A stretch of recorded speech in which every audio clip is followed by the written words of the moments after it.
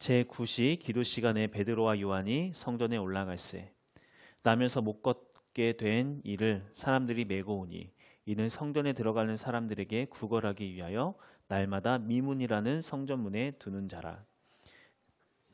그가 베드로와 요한이 성전에 들어가려 함을 보고 구걸하거늘 베드로가 요한과 더불어 주목하여 이르되 우리를 보라 하니 그가 그들에게 무엇을 얻을까 하여 바라보거늘 베드로가 이르되 은과 금은 내게 없거니와 내게 있는 이것을 내게 주노니 나사렛 예수 그리스도의 이름으로 일어나 걸으라 하고 오른손을 잡아 일으키니 발과 발목이 곧 힘을 얻고 뛰어 서서 걸으며 그들과 함께 성전으로 들어가면서 걷기도 하고 뛰기도 하며 하나님을 찬송하니 모든 백성이 그 걷는 것과 하나님을 찬송함을 보고 그가 본래 성전 미문에 앉아 구걸하던 사람인 줄 알고 그에게 일어난 일로 인하여 심히 놀랍게 여기며 놀라니라.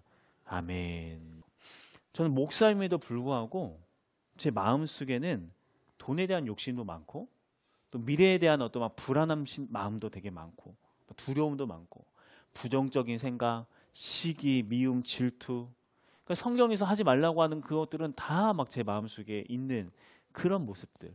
이게 참 쉽지가 않더라고요. 무엇보다도 힘든 게 뭐냐면은 욕심이 많은데도 불구하고 부정적인 생각이 많은데도 불구하고 그리스도인은 그렇게 하면 안 돼라고 이야기를 하니까 특히나 목사는 더 그러면 안 돼라고 이야기를 하니까 그런데 그러면 안 돼라고 이야기를 하니까 이게 더 이렇게 힘든 거예요. 더군다나 저는 이게 설교를 하는 사람이잖아요. 설교를 하는 사람으로서 이렇게 살아야 합니다. 이렇게 하는 게 맞습니다. 이렇게 해야 합니다.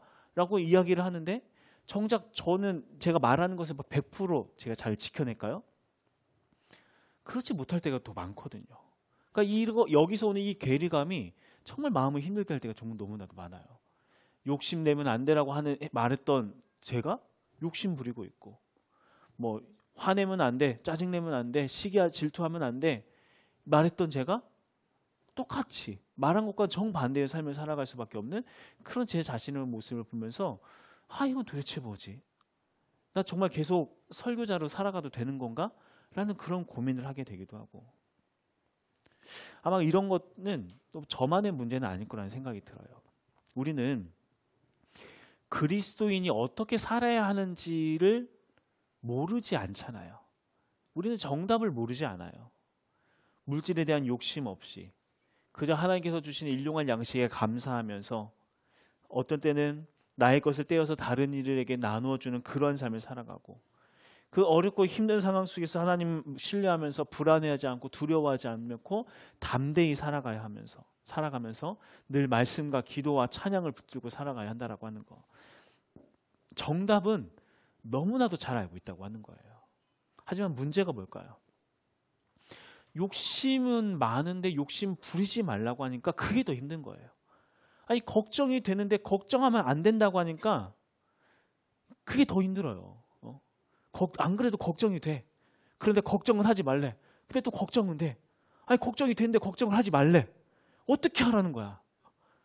이게 힘들다고 하는 거예요. 걱정하면 안 되는 걸 알면서도 걱정하고 있는 나의 모습을 보면서 또 걱정이 되고 이 악순환들 이 세상을 향한 세상이 풍요로움과 부자 되고 싶은 마음 욕망으로 가득한데 말씀에서는 그거 추구하면 안 된다고 하니까 그거 안 하려면 어떻게 해야 하나 하나가 더 붙는 거예요. 그러니까 더 힘든 거죠. 아마 정답을 알기 때문에 나름대로 노력도 해봤을 거예요. 성질 죽이려고 노력하고 욕심 안 부리려고 노력하고 나눠주면서 살려고 노력도 한번 해보고 하지만 늘 그런 것처럼 노력에는 한계가 찾아온다라고 하는 거죠. 한계가 찾아오니 신앙생활 하는 게 어떠냐면은 신앙생활을 하면 할수록 이게 더 짐이 되는 거예요. 예수를 믿으면 믿을수록 이것도 해야 한다, 저것도 해야 한다, 이것은 하지 말아야 한다, 저것은 하지 말아야 한다. 목록만 점점 막 늘어나니까 예수 믿는 게 또 하나의 짐처럼 느껴지게 된다는 거. 자, 그렇게 정답은 아는데 사라지지 않으니까 그런 삶이 계속 반복되다 보면은 결국 어떤 모습이 나타나게 되는가? 점점 이중적인 모습이 나타나게 된다고 하는 거예요. 교회에서는 그렇게 천사 같아요. 그렇게 자비로울 수가 없어요. 그렇게 좋은 사람이에요. 그런데 집에 가면은 폭군이고 욕심쟁이고 고집스럽고 불친절하고, 어쩌면 우리들의 이러한 이중적인, 해결되지 않는 이중적인 모습 때문에 우리의 이 본 모습을 가까이에서 보고 있는 우리의 가족이 될 수도 있고 직장 동료가 될 수도 있고 친구들이 될 수도 있고, 이런 사람들이 나의 이 서로 다른 모습을 보면서, 그런 모습을 보면서 어떻게 예수님을 믿겠다라고 이야기할 수 있겠어요? 자, 우리가 이런 문제, 내가 아는 것과 살아내야 한다는 것에 대한 이 차이, 사라지지 않는 이것들을 우리가 어떻게 극복하고 이 두 개를 어떻게 우리가 일치시킬 수 있을까? 오늘은 좀 이런 이야기를 나누려고 해요. 그러니까 참 다행인 것은 이러한 문제가 비단 우리들만의 문제가 아니다라고 하는 거죠.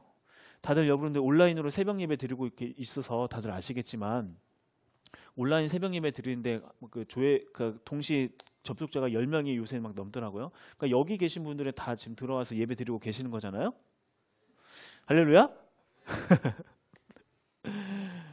네, 예배 드립시다. 우리가 새벽에 마가복음 말씀을 살펴보고 있어요. 마가복음에 나오는 제자들의 모습, 여러분 제자들 모습 어떤가요? 너무나도 막 닮아갈 만한 그런 모범이 되어지고 있죠? 그렇지 않아요. 마가복음에 나오는 제자들의 모습은 형편없어요. 그들은 자기들의 모든 것을 걸고 예수를 따라 나섰던 사람들이었어요. 그런데 그 사람들이 하는 행동들, 말하는 것들을 보면 어땠는가? 심지어 예수님께서 내가 이번에 예루살렘에 올라가게 되면은 내가 고난당하고 십자가에 못 박혀 죽게 될 거야, 말씀을 딱 하셨는데, 그 말씀을 하고 나서 얼마 지나지 않아서 쪼르르 두 명이 가가지고 예수님한테 이야기하는 거예요. 야고보와 요한이 가가지고, 예수님 이번에 예루살렘에 올라가시면 뭔가 큰 일을 이루실 것 같은데, 영광의 자리에 오르실 것 같으면 오르실 것 같은데, 그러면은 저는 오른팔, 제 동생은 왼팔 삼아주세요. 예수님께서 본인이 지금 십자가에 달려 죽을 거라고 말씀하셨는데 얼마 되지 않아서 그의 이야기를 하고 있다고 하는 거예요. 더군다나 이제 예수님께서 십자가에 지시기 한 일주일도 남지 않는 그 시간에 제자들끼리 막 다툼이 일어났어요. 뭐 때문에 싸웠냐면은 네가 높냐 내가 높냐, 네가 예수님하고 친하냐 내가 예수님하고 친하냐, 누가 높냐가 갖고 싸우고 있다고 하는 거예요. 그렇게 예수님을, 살아생전에 계시는 그 예수님을 옆에서 따르고 있으면서도 그 마음 안에 있는 욕심이 내려놔지지 않고 그 어떠한 마음이 해결되지가 않았었다라고 하는 거죠. 자, 그런데 그랬던 제자들, 그렇게 형편없는 모습으로 살아가고 있었던 제자들이 사도행전 안에 들어오면서 완전히 다른 사람이 되어 있었다고 하는 거예요. 이들은 다른 사람처럼 살려고 노력한 게 아니라 말 그대로 다른 사람이 되어 있었어요. 오늘 본문 말씀 속에 나오는 제자들의 모습만 보더라도 예전에 우리가 알고 있던 복음서에서 나왔던 제자들의 모습이 전혀 아니었습니다. 우리 말씀 한번 볼까요? 1절과 2절 말씀 한번 볼게요. 1절과 2절 같이 한번 읽어봅시다. 시작.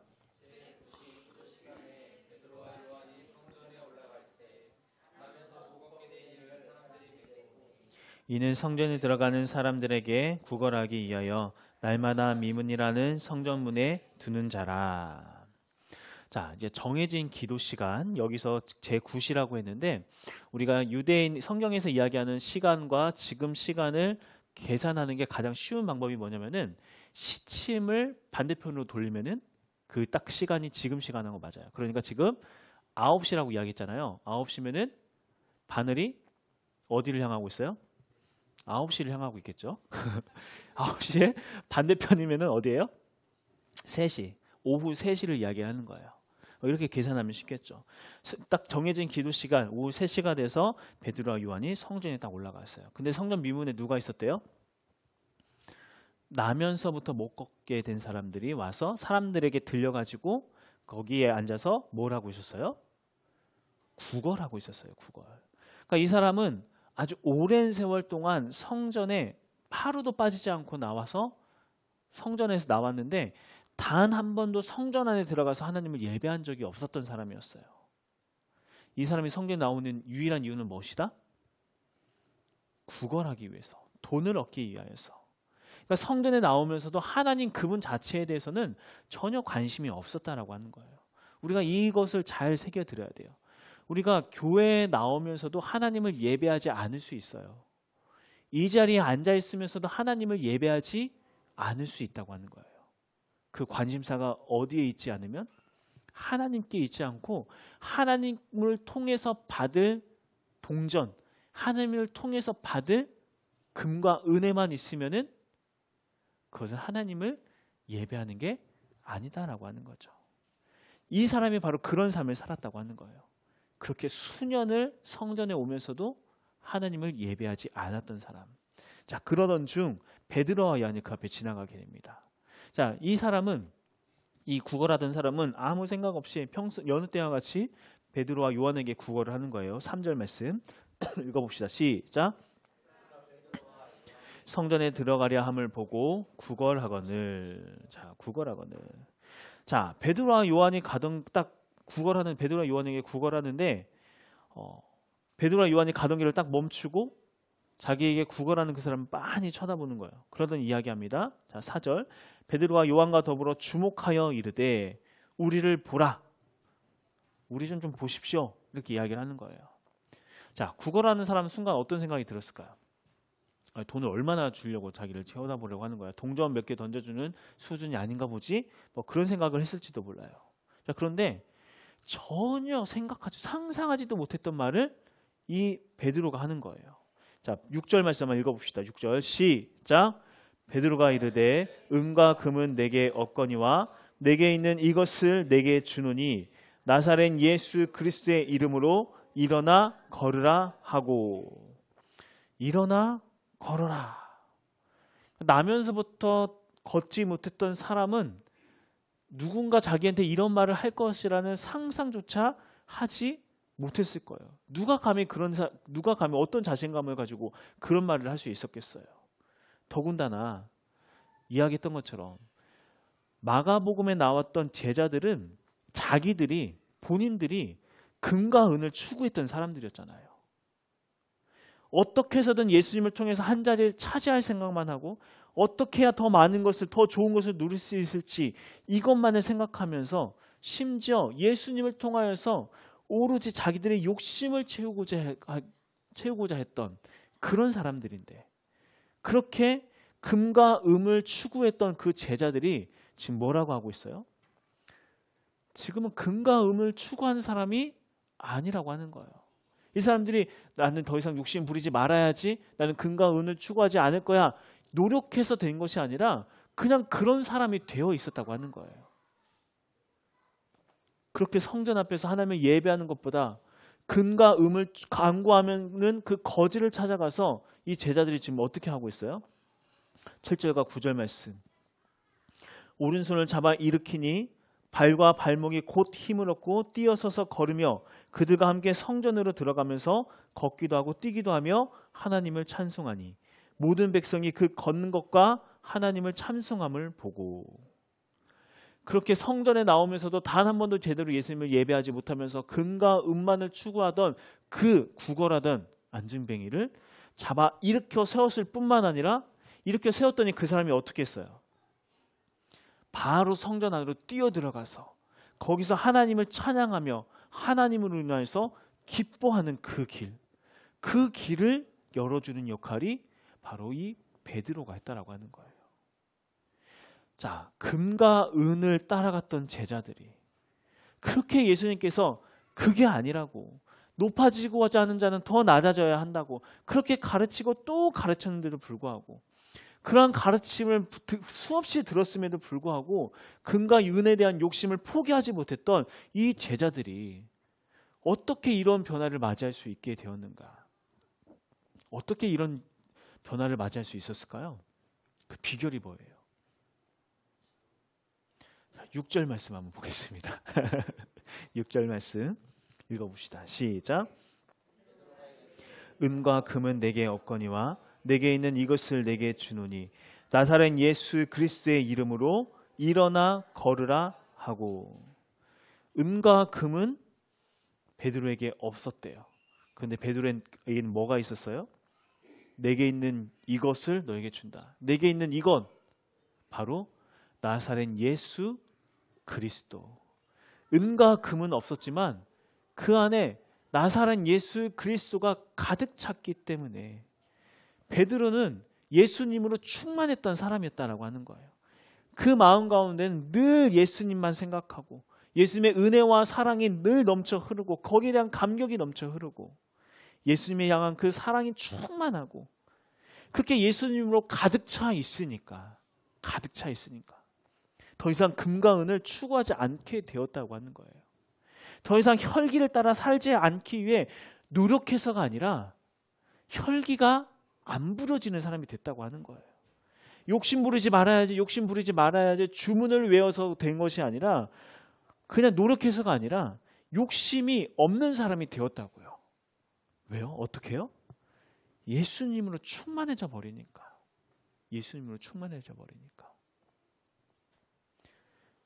우리가 아는 것과 사는 것이 일치될 수 있는 비결이 바로 여기 있다고 하는 거예요. 우리 또한 그런 사람이 되어야 한다는 거예요. 어떤 사람? 예수님으로 충만한 사람. 내가 기독교이니까 이렇게 바르게 살고 이렇게 살아야 해서 그것을 내가 의무감으로 짊어지고 가는 사람이 아니라 우리가 해야 할 유일한 것 하나는 뭐냐면은 예수로 충만한 사람이 되는 것. 그거 하나에 있다라고 하는 거예요.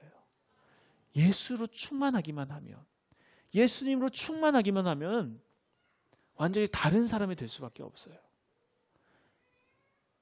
욕심이 부려지지 않고 화가 나지 않아요. 더 이상 다른 누군가를 향한 미움이 생기지 않아요. 미워하지 말아야지가 아니라 미워하라고 해도 미움이 생기지 않는다고 하는 거예요. 예수로 충만하기만 하면. 다른 비결이 있는 게 아니라 예수로 충만하기만 하면. 그렇다면 우리가 또 여기서 이게 질문할 수가 있죠. 어떻게 해야 예수로 충만한 사람이 될 수 있는 겁니까? 어떻게 해야? 우리 사도행전 2장 37절과 38절 말씀 한번 읽어볼게요. 사도행전 2장 37절 38절 말씀 같이 읽어봅니다. 시작. 그들이 이 말을 듣고 마음에 찔려 베드로와 다른 사도들에게 물어 이르되 형제들아 우리가 어찌할꼬 하거늘 베드로가 이르되 너희가 회개하여 각각 예수 그리스도의 이름으로 세례를 받고 죄 사함을 받으라. 그리하면 성령의 선물을 받으리니. 성령 충만하게 된 베드로가 자기들을 향하여 질문을 던지는 사람들에게 설교를 했습니다. 너희들이 십자가에 못 박으신 그 예수가 하나님의 아들이셨다. 그 이야기를 듣고 사람들이 마음이 찔려서 베드로와 사도들에게 물는 거예요. 우리가 어찌할꼬 가슴을 치는 그들을 향하여서 베드로가 이야기하는 거예요.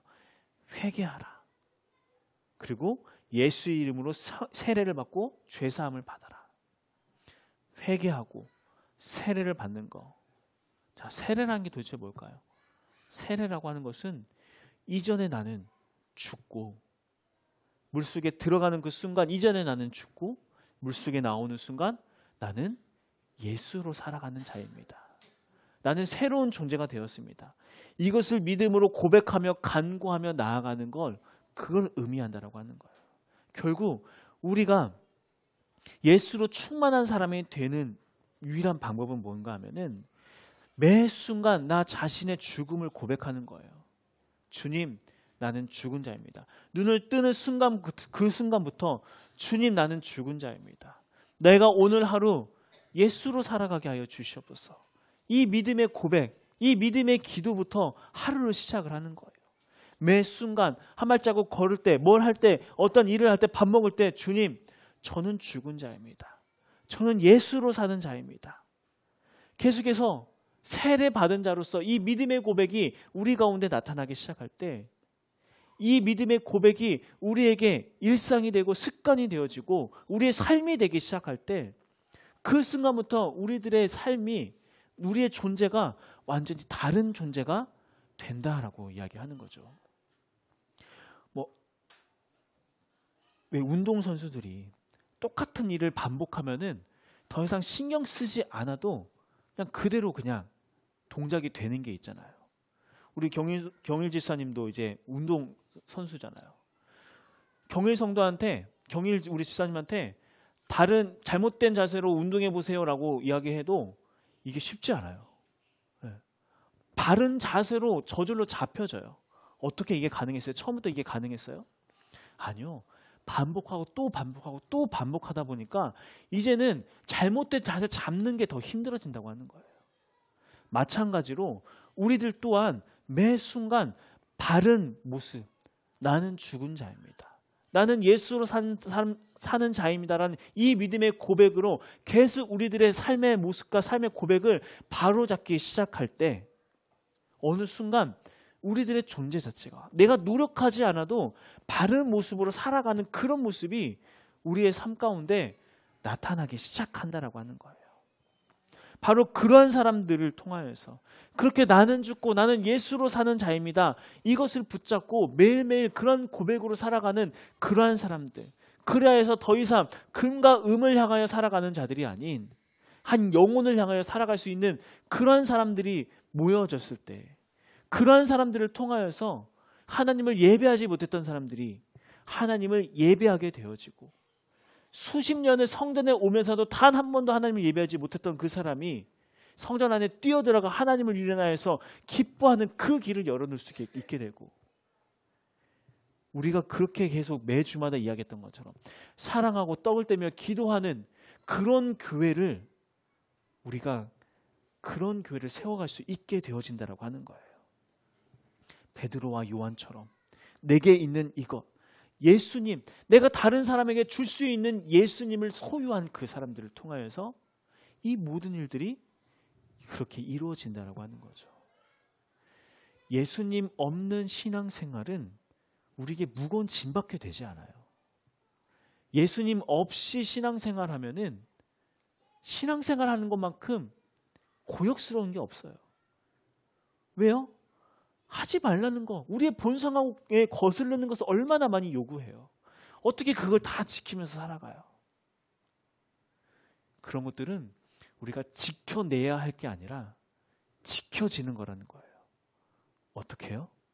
내 안에 예수가 충만해질 때, 내 안에 예수 그리스도로 충만해질 때 그런 사람들에게는 이 세상 살아가는 게 정말 자유로워져요. 금과 은이 없어도 자유로운 삶을 살 수 있어요. 더 이상 그걸 위해 살아가지 않아도 되거든요. 화내지 않으려고 애쓰지 않아도 돼요. 왜요? 화가 안 나게 된다니까요. 화를 내는 나는 죽었기 때문에, 성질 부리는 나는 죽었기 때문에. 우리가 다시 한번 생각해 봐야 돼요. 나의 신앙의 연차가 몇 년, 나의 직분이 뭐, 내가 어떤 신앙적인 어떤 업적을 쌓았고 이런 건 중요하지 않아요. 지금 이 순간 내 안에 예수로 가득 차 있다. 내 안에 예수님으로 인한 그 기쁨과 감사함이 충만히 넘치고 흐르고 있나? 지금 나의 마음의 상태가 불안함과 화, 불만족 이러한 것으로 마음이 가득 차 있으면 이런 것을 몰아내기 위해서 노력할 게 아니라 어떻게 하는 건가? 예수님으로 채우기 위하여 우리가 힘써야 한다는 거예요. 예수님으로 채우기 위하여 기도해야 한다고 하는 거죠. 오늘의 이 말씀을 아주 잘 표현해주는 짧은 영상을 준비를 했습니다. 잠깐 영상 볼게요.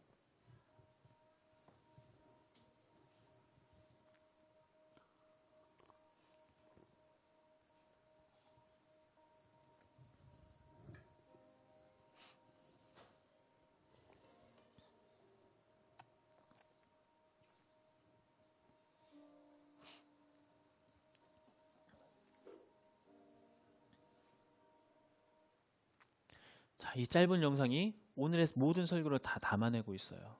우리가 만일 이 컵에 들어있는 이 불순물을 걸러내기 위해서 숟가락으로든 뭐든지 이것을 하나씩 하나씩 다 건져내려고 하면 이게 얼마나 고역이에요.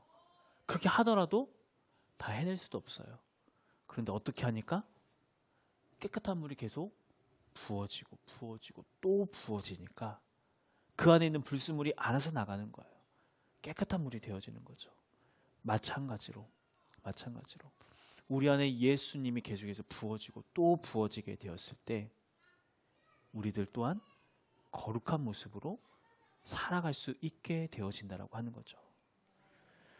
오늘 특별히 우리가 성만찬을 또 우리가 받게 됩니다. 우리가 이러한 그 마음으로 성만찬에 참여하면 좋을 것 같아요. 내가 먹는 이 빵과 포도주를 통하여서 주님, 내가 예수님을 내 안에 채우기 원합니다. 이 빵과 포도주가 내 안에 들어와서 나의 살이 되고 나의 피가 되는 것처럼 예수님께서 내 안에, 내가 그 안에 가득 채워지게 하옵소서. 그래서 내가 애쓰고 노력해서 선한 삶을 살아내는 게 아니라 사라지는 삶을 살아내게 하여 주시옵소서. 내 안에 충만케 하여 주시옵소서. 이러한 간구함을 가지고 성만찬을 받으시고 하나님 앞에 기도하며 나아갈 수 있는 우리 모두가 될 수 있길 간절히 소망합니다.